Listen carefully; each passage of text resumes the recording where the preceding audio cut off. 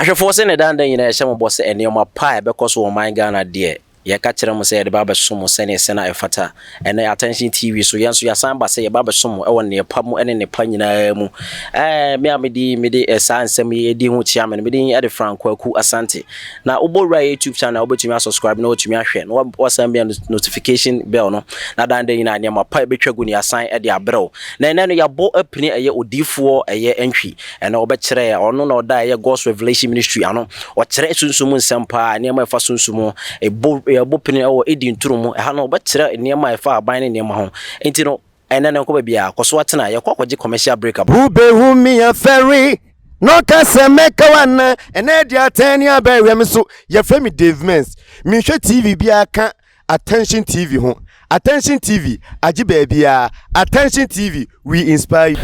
I some akoba from the quick commercial break na ekoye no one need to say Attention TV no egusu a wo hwe no odifo ene de yaba won chen yaba ya edi ntrumu na ne yaba ne hu se haban bi eda won chen a wa hwe ase ne ye fe green fine ye hu no se bia ne ma pa bi ombate ye nim ehu nim de bia ahwefo so pese omunya sa nim de ne fa haban ne nyoma e won na echemu se be ombetumi ede abobra no enti no ye bisa se haban ben na eda won chen no.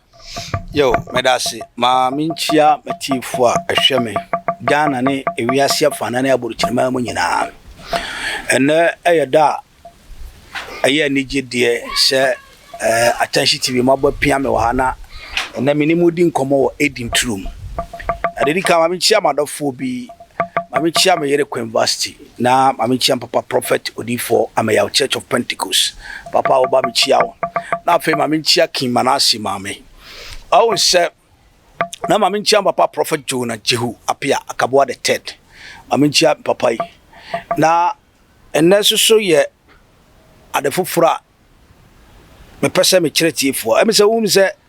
aban bi gu ha. Na aban dodo na frene Akoko Dame. Na about time for eta use. What must say? Ebi timede besin ya ebisin no de afra na wachi obi a utiri na ye de asomo na ho ato nti obi a ni tipa ni gben ye de somo na ho adwe no boko nti emi so aba we no nwa na adwuma ye eno no di fo akosi antwi onyame mamani a me do asukoko sunsum ni nyame kasa na wo kire me haban no kire nature ye ka haban a ye ka bibi tra keke haban de ade bia ya haban but we eye nature e wotumi e mani patumi ne fa hodie eba nti me pese me to me bo ase na me kire mu na me ma achiefo na ahwefo a ehwe Attention TV no omunya nyama pa bi efiri mu na me ntena se ma ebia sebe me bo akokora nyame beto nsafra me kono na me de sanya ma wonyina kwhye fam na emfaso bi a maso eyesa ma nyankopon ni nyuma ne nani onyama ode ye wasase so no a ye ka edi ntro no na yama mato ha edi ntro ba obehu haban bebre ya ni nyina was governed by nature. So what I say eye nature nyuma die ni papa yo ne nyama oye ebi no na ye ka se ye kire nyama ha ebe so pa enti me ameka say obi bia na obi pese osidifo me hu no ameka say me wa enkran ablekuma William Street me da safo kan God's Revelation Ministry ano na brada me yempa bo ya wada metena se Friday kosi ne wa hini nyina me de kasunsum sam free Monday kosi Friday Saturday ne nyina me de kasunsum sam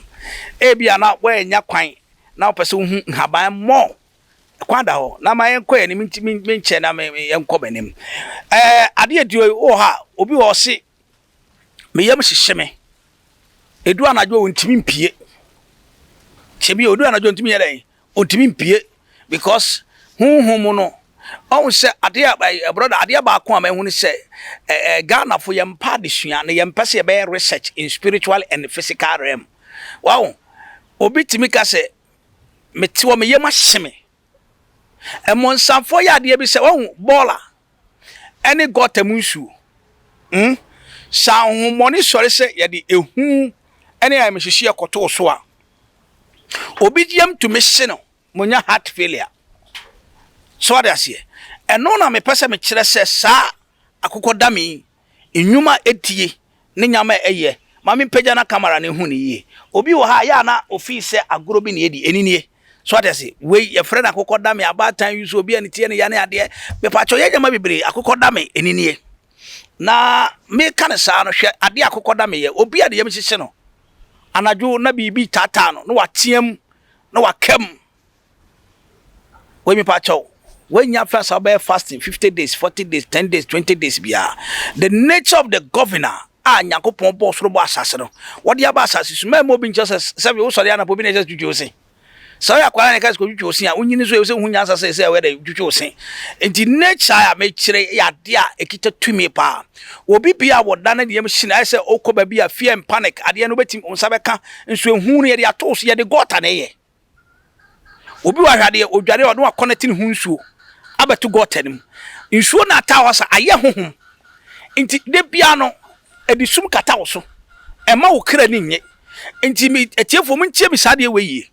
wo tinkra krom wo dware na ho nsuo nam kwan mu na nipa nam mu na nipa koba hwade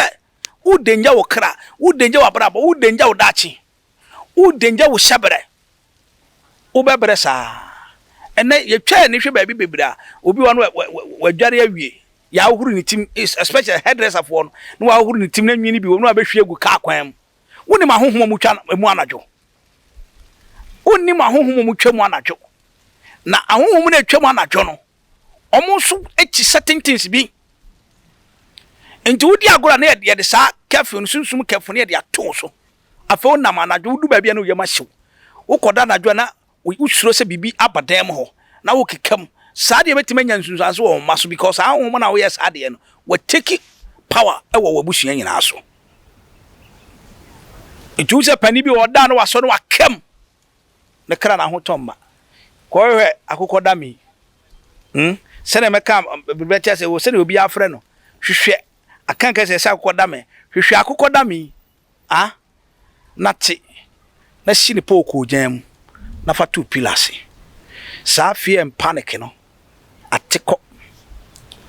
ye wo bi wo ha honam kankan se ye de wo ye fa honam kankan wo ti Nyankopon sebe awurade fa chame sebe Nyankopon ni nyansa no be kase o de honam kankan de ma de aba asase so brother uchi mi pa o de honam kankan be ma de aba asase so enti sa onipa bi honam kankan o ye obi wa pa fa akasha agunsom fa deto ka ho fa nchene ka ho twitwa ankadwo agfagu ho na horo ne se ne ya horo pongo still an ho bon what you say still an ho yede e bon eno na me kire wo se odifo akwasi antwi me kire tumi ni ahoden a Akoko Dame yiwo Akoko Dame wo titi na wo de ye fie abe na ye de ye nkwan no baako 21 na wo de agujam ahyiwia fa ka ho na fa hyensuo na fa dware wo saa for 7 days saa honam kankan ne ko brother honam kankan ne dey eko obi wa wo shatare a onante ha ne ha na ho bon me say obi a wo hwa me fa be fresh ne fa gujam baako 21 uyi a apin wo no na de aka Akoko Dame no de agunsuo na de adware ne saa for nansa wo sent ne ko enti Akoko Dame na ye nimu aye tena se ye hwe ne din ye fi se esom nko ane ye de som da bi o san hwe ade akwala ya wo no foforo fresh a wo bo ne hyebere ho ban no jese haban be kasi ye ka no ho asem a ebe wa na ye timi fo one day nwie onyame sha to no bo ase eye ho nwuma eye ho nepa ehye nyama wo ho na ye commercial break ni ye ba what you say mehwe se metwa so akire kwa akire ahaban hu akwara ya wo foforo a nge no ansa na benya 2 weeks usa kamfo amamre bia yesa akwara na nya wanya 1 week ntie bebɔ mpa na yi na pie na obehwe wia so atase ye won kwala bi wo ho a ba bia ofiri ba no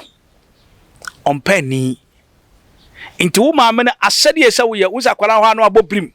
wabobrim me pacho Akoko Dame enkuto na ye ton na me pacho fa Akoko Dame no na fa bi fra nkuto no na fa gale tutum fa sra kwala no o bobrim biom on pewe na apadan o wade no mu hu obi hu adwaye chi ebi nipa bi a wo ye ba ma hwade a udwu so gu sa haba we so o ba ma wu Akoko Dame ya nyuso nguso but nipa bebiri ni o ba ma wu complete until say wo san ko fade we na de kankuto na de twen o ba ma na ansebeti sori ense sori nti mama bebiri o ma na masase so ba bi a wadwu so gu bi adwu so gu so ebi ade wadwu so gu so nti brother say me kase me card ye we ho nsama ba wa na nsem bebrebe pie free mu se na ka se enko commercial break mra no ye koba mekoso a kire nyama bebiri odifo kwasi entwi ne yete ne kan no wotu mu se de ma wo kire ne modu spiritual ne ma nkasa no wo kire no enti ye san twa ho emra sima kakra bi na afi no razi humigu mimu ore kire me wa kwan foforo na mayenia wa humiye na hamado ni wa hu me do. Within the Reverend George Tateki say, time in God's presence. A branda anopabia. A free 8 a.m. ekopim anopa 10 a.m. Ewa Attention TV. Kame honi yan sorry rade e branda no pe babiem ya wa he o edin true mu se ne wani tu ya wugu so ehwe no e wa Attention TV ase mo bon ra ya YouTube na mo subscribe na fe ntumi enya mo notification dan dan na mo ntumi ehwe enipa ye twa egu enti hu ne sa no se eye Akoko Dame na yesu an wade no me kura me ho adwiri me pa se ne beti ya me sua esa ensam yi me ye sure se won so a wo fie no ho adwiri yi san se ye de nim se bia ya ewura bi keke but hu se enipa ne nyoma pa e wo sa ne mai mu enti se ne ye kan ne papa e ka se ye twa ho aba no ye san ba ne nchen a o san betoa so a kire yen se ne ensam no ebekọ enti ye papa asan akwa aba bi me san ba Attention TV am se me da se Attention TV fo nyame hira mo ye nto aso e hwade obawu se obi nan ahun apeja odo saka ho na aboatum odo saka na aboatum ebi dia diabetes eno mesha da me be kire ye ko part 2 na mesha da kire no na obi so odia ode ne nan hye mabo mpena ana na ho because ebi ana anadwono bi afa mabo atwerɛtwerɛ ase ono de ahun bi aye wo sa watia bibi so nti ade na utia so ema wo nan ho na ehunu hwade wei Akoko Dame ya ehu anyankwa me frɛ na ehu anyankwa na Ghana fo nim Ghana fo muntio meni odi fo pa me madwen se nyama nyame de adom me no men kan hye na men fa nkwa asase ase eno mem e ma me nye so powerful na mo se me kire na wotie na wo yo a na how be to a eno ena ma me ye so power ena ma me ye so different e wo nyame asofo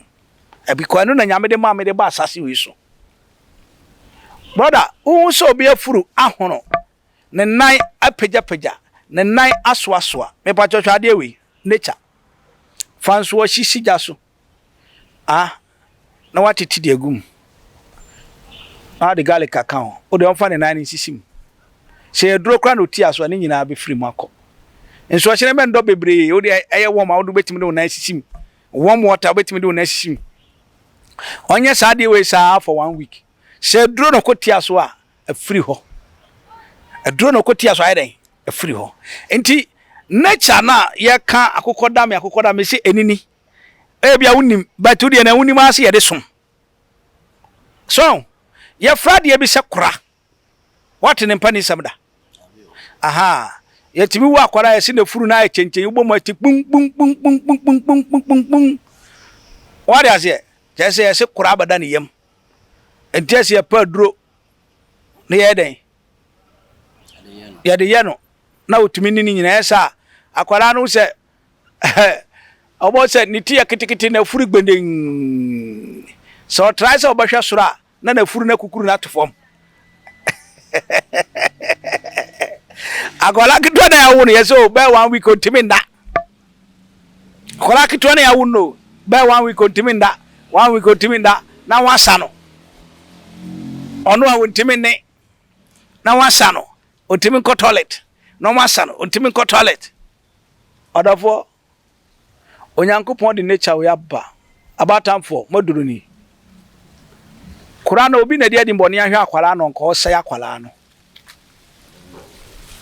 Utim obi na dia ni boni ahwe akwala no e na ohwe no nkwada ne nta atade no your friend say welcome home no eno na abafa ba ko na abete dami now the tenders to anto so no wasi ne po e de ato akwala de no dware ne mu Kurana say ba fa hin say betu say ba yira unhu biem kwala no be free oto ha obeda na wa chika ka to ni pillar ase obeda kwala ni nsu obe strong person ani be tintintin onyom omo bi sisi no enti brother ya kase ya ka what do you call it Akoko Dame ne ho asem a ye beka ye nwie da na yetimi for one day because nature no we nyama ewon kwa is about almost 70 so wari yankwa hwe kura yankwa hwe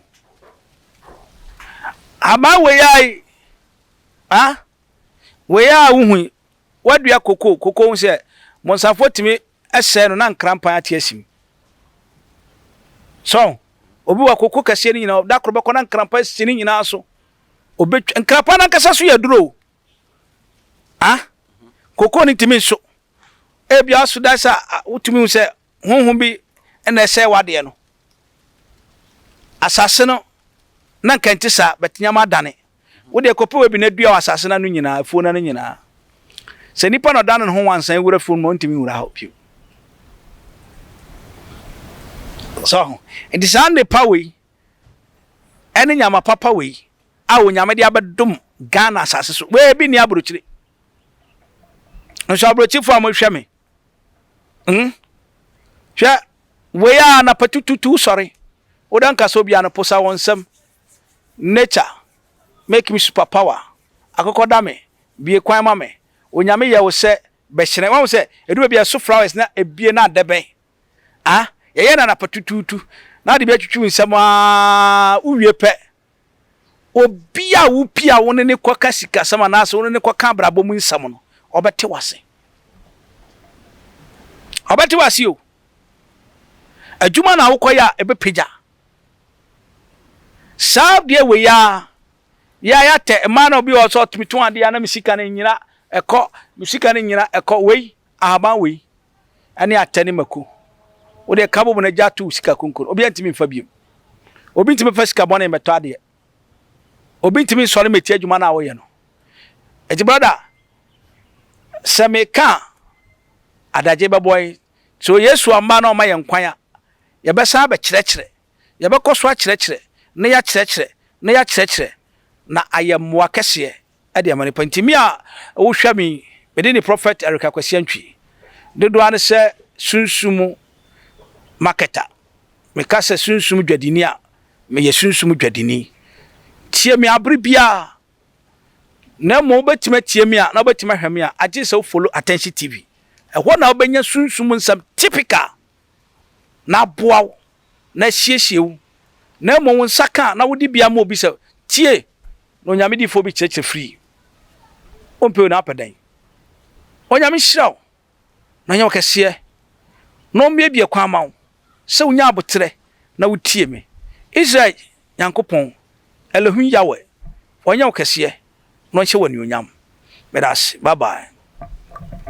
Papa ya da se pa so watumi a cheche science mi e bia no bi pese one wo kasa ne number no obeja agu screen ani e betwagu e Attention TV dan dey now subscribe e Attention TV a papa be kire won nsem bia e mo dru kra chen sei dan dey now kire e wo edi intro meti na so ye de edi intro e bro na yankasa ye bon e pri papa na wa kire se e bi mu wa chede a won pese o be kire but ono de wo de ho si wo se o be kire kosi se obe free asase so be koso wa kire ansana wo free asase enti ye na so ba won chen a ne ye de ba besomo ye da wase se wo hwe Attention TV subscribe ne YouTube enko ye ni midi amaje so Frank Kwaku asante.